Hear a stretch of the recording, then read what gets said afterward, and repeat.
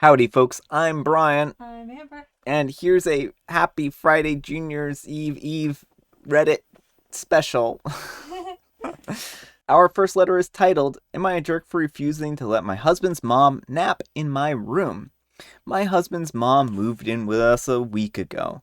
The minute we were informed that she was going to move in, temporarily, her house is getting renovated, we emptied a room specifically for her. It has everything: a bed with a frame, curtains, mounted TV, wardrobe, etc. She was thrilled with it and loved it a lot. Well, one day I come home and I find her in my bedroom sleeping in my and my husband's bed. I was confused, but she told me that she took a nap on the bed and just lost track of time. Since then, she started talking about how she loved the nap there and started hinting that she wanted to take naps in our bedroom from now on.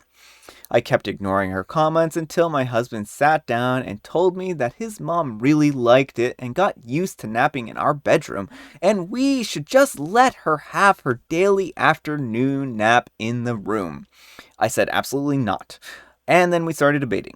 I told him that his mom is being ridiculous because she has a whole room upstairs where she should nap. He got upset and said that I was making his mom feel uncomfortable and unwelcome with this attitude. I said no, and I refused to negotiate. He called me selfish and mean for saying no and preventing his mom from feeling comfortable at his house. But I reminded him that I paid the full mortgage for the house while he blows money over gadgets and consoles. He accused me of bringing old disagreements in this current conflict to use against him. I said no again and that he should stop pushing because I need room for when I get home feeling exhausted from working on my feet from 6 a.m. He refused to speak to me until I agreed to let his mom nap there. Am I the jerk for choosing this hill to die on and, as he says, being difficult? Alright, folks, what do you think? Jerk or not the jerk? Not the jerk, and your husband needs to grow a backbone. So, OP, no, I don't think that you're the jerk for setting a very reasonable boundary. I think this is something that you two need to sit down and talk about. It sounds like there's actually a lot of resentment in your two's relationship that really probably needs to be addressed in counseling. This is really where it needs to go from here. I think that counseling, having conversations about what's going on here, but I don't think that you're unreasonable again for setting this boundary. So anyhow, take care and good luck. Not the jerk, why is she so obsessed with sleeping where you and your son do adult things? This is the comment that I was looking for. It's disgusting that she wants to lay in the bed where her son is doing adult fun time. Like, I would have said that right away when they asked why they couldn't sleep there, because that's our space. That's where we have adult fun time. Crude as she may find it, word it that way because it's still the truth. It is a little weird to want to do that. Not the jerk, your problem is not with the mother-in-law, and I think you already know it's with your husband. He needs to support you in your dealings with family, but instead of doing that, he's making the situation worse. You already are hosting his mother. She's lucky enough to have her own room where most people don't even have spare rooms. If there's a problem with her room, your husband needs to fix it so that she's comfortable, but she cannot take over your room. Your room is private and off limits. Sometimes people show you who they are, and your husband is not only behaving destructively by refusing to support you and creating unnecessary drama, he's now speaking to you like you are in high school. He's being very immature. I don't lightly recommend counseling because it's expensive and hard to find a good counselor, but he won't listen to you. So I think you need it at this point. Maybe a third party can get through to him. What he's doing is damaging your relationship. Our next letter is titled, Am I a jerk for refusing to be a bridesmaid in my sister's wedding? I'm a 28-year-old female and I come from a big extended family, including me and my sister, 23 female. There are a 24-year-old female cousin and 17-year-old male cousins. Half of the cousins are already married. When the first one ever asked me to be a bridesmaid, I declined. When I attended the wedding, I wanted to have fun, eat food, and dance. In exchange, I will give you a gift. I do not want to spend my energy, time, and money on your big day. And when I get married, I will not have a bridal party, nor will I expect a bachelorette party. Well, all of the cousins understood. There were no hard feelings. And to be honest, with that many cousins, it wasn't even an issue. Now my sister is getting married. She asked me to be a bridesmaid and I declined. And I did it very gently. I told her sorry, but I'll be working full time, being in the final stages of preparing my thesis and teaching some summer classes, and I would not make a good bridesmaid. Also, my sister is a total bridezilla. The dress that she's looking at for her party are $450, and she expects a weekend bachelorette in Vegas with all the bells and whistles. And she wants everyone to attend dance classes and learn an elaborate dance to surprise her with. I do not have the energy or time for all of this. Now she said that I am not invited to her wedding if I am not willing to put forth the effort to make her day perfect. Then I do not deserve to be there. Honestly, I don't care. But my mom and some aunts are calling me a jerk. So am I the jerk? Opie, consider this a bullet dodged, because if your sister is looking for a perfect day, it might not be a very fun wedding or reception. Mm-hmm. And if even one thing goes wrong, then I can see her having a meltdown that could basically ruin and make the whole evening very awkward for everyone involved. So I don't think that you're being unreasonable here. I think, again, you said it best. Your sister is being a bridezilla. So, bullet dodged. I'm glad that you know what your limits are and that you're not trying to bend and acquiesce to individuals just so you can make them happy. So, anyhow, take care and good luck. Not the jerk. You don't deserve to be there? How full of herself can she be? After a comment like that, I wouldn't go to a wedding if she paid me. As if her wedding is the event of the year. Yeah, I mean, she's treating this like it's the biggest event ever. Not the jerk, wedding parties have gotten ridiculous these years. We've gone from a full bridal shower to a shower and a bachelorette party, to a bachelorette weekend at an expensive destination, not to mention the wedding day with the dress, shoes, hair, and makeup. If you know that it's more effort than you're willing to put forth, then you would be a jerk if you agreed to be in the wedding party. Our next letter is titled, Am I a jerk for going to my 11-year-old stepdaughter's birthday party instead of my son's graduation party? Throwaway account. I'm a 46-year-old male and I have two sons, 20 Andy and 18 Sam, from my previous marriage. I got divorced from their mother about 7 years ago, and I have been in my stepdaughter Emma's life for 6 years. I love her to death, and I see her as my own kid. Sam graduated back in June and was having a graduation party in about a month later. But his party happened to be on the same day as Emma's birthday party. She was really excited about her birthday and told me that she wanted me to stay for her party. I said I would try and call my son about it. Well, the day before the parties, I told Sam that I would try to stop by, but he kept insisting that I come to the full thing. I told him I would try, but Emma's party was on the same day, and my wife and I have been planning it for over a month now. He just said okay and hung up the phone. Fast forward to the day of both parties. My wife said that I should go to Sam's party. I was planning on going, but Emma told me that she really wanted me to stay. I didn't want her to be sad on her party, so I agreed and told them that I would just leave later. Emma's party was from 4 to 6 and Sam's was from 4:30 to 7:30. So I was thinking that I had plenty of time. I live about an hour away from my son, so I was planning on leaving early. Anyways, I was helping my wife with a lot of stuff, taking care of the kids and other things. By then, it was already 6 p.m., and I feel bad, and I have so many things to help my wife with for cleaning up, so I live an hour away, and I can't make it. I did go to his graduation, so I assumed just going the day after to see him would be fine. Boy, was I wrong. I call him after that, and he practically goes insane, telling me he's extremely angry, saying that I love Emma more than my biological kid, and that I always forget about him. He tells me that he doesn't want me to come the next day and doesn't want me to talk to him. I haven't missed a lot of his events, so I feel like he's overreacting.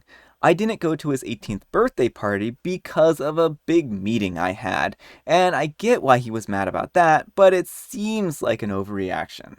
I apologized to him, but he didn't accept it. My ex-wife and wife said that I should have gone and that I was being an idiot. My oldest son said that I always choose Emma over him, which is not true, and that I was being a horrible father. I do feel bad, but I lost track of time. He won't talk to me, and neither will my oldest son. Am I the jerk? All right, folks, what do you think? Jerk or not the jerk? Jerk. There was a lot of places that could have gone better in this, and I think that you did not plan well. You knew from the day that your son graduated that he was planning on having a graduation party about a month afterwards. You also have been planning your daughter's birthday party for a month as well. So there was a huge overlap of time, precisely a month, where you could have arranged the logistics of this. But instead of choosing to arrange it so that you could go to both parties, you instead made the worst possible decision. You could have also, you knew when he was having his party, you could have scheduled your daughter's birthday party for earlier in the day as well. There wouldn't have been anything stopping you from doing that. Instead, you chose the exact same time block on the exact same day to have your daughter's birthday party.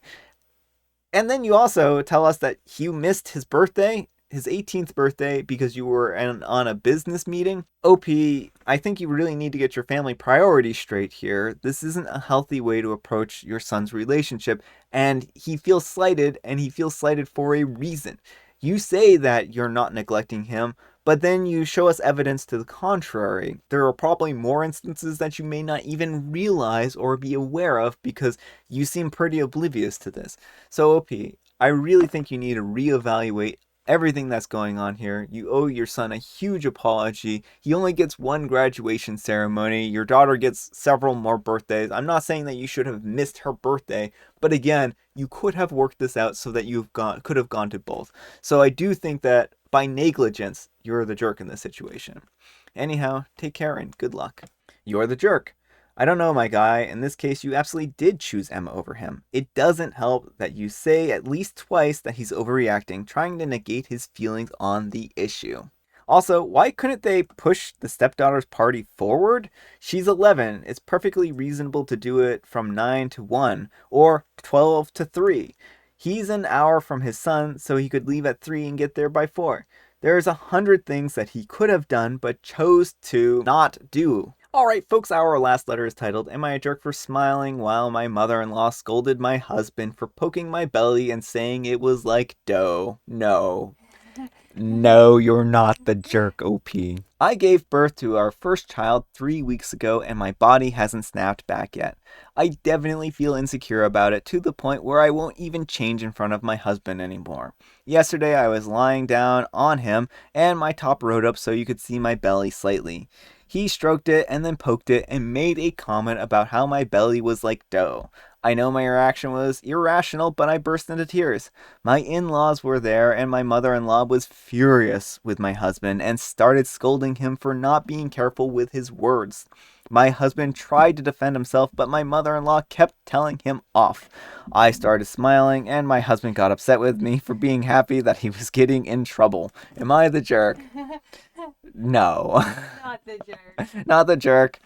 OP, I don't think you have anything to worry about in this case. He had it coming. He only has himself to blame. And good on mother-in-law Yeah. for standing up for you. This is really good that your mother-in-law actually stood up for you. So I'm glad that she stood up for you. This is really good. Not the jerk. First of all, your reaction was not irrational at all. What your husband said was mean under any circumstances, but particularly given the fact that you just gave birth. Second of all, you were not smiling because he was getting in trouble. You were smiling because someone was being kind to you and standing up for you. The fact that your husband's takeaway from the situation is that being upset and he got in trouble rather than being apologetic for his comment suggests that he's immature and not a very good partner. I'm glad that your mother-in-law had your back. Alright folks, it is tea time. Grab your beverages of choice. I have some tea. Hopefully you have some tea as well. And we've got some jokes. Amber has some water. Mm-hmm. I'm going to read this joke here. It's on the back of the book. I just noticed it now. Did you hear about the frog that parked his car illegally? He got towed away. I love it. I love it so much. That's a really good one. That's why they put it on the back cover. They're like, they're going to put the best joke on the back. And I have Mega Mint tea. Alright folks, that's all the time we have for today. I hope you enjoyed today's video. If you did, consider giving me a like. And if you didn't, consider giving me a dislike. Thanks so much for watching, and we'll see you all tomorrow. Bye. Howdy folks, I'm Brian. I'm Amber. And here's some Reddit. Happy Friday, Junior's Eve. What did we end up settling on for Tuesday? Friday Junior's Eve. Friday, Junior's Eve. Again, like, it's like, Brian can't get these days straight. I didn't know that I forgot that it was Manic Monday yesterday. Forget that it's like Friday, Eve But today, tomorrow. tonight's Tuesday But night. tonight's Tuesday night. So, no, it's not at all. It's Monday. Well, but when people see this video, Do they do they hear me talking and just want to like drown me out? Is this gonna be like a nightly occurrence where we compete about who's going to be the loudest? I mean, you just vacuumed like 10 minutes ago. Do you need to vacuum this many times in a day? We got new neighbors. So let me switch for a moment here. So this is a preemptive tea time. We got brand new neighbors, and they just moved in, and they seem like really great people, very nice. And this is the second time this evening that they vacuumed during my video. And so I'm just trying to ride out the vacuuming. I hope their floors are very clean when this is done. I'm sure they'll be very clean.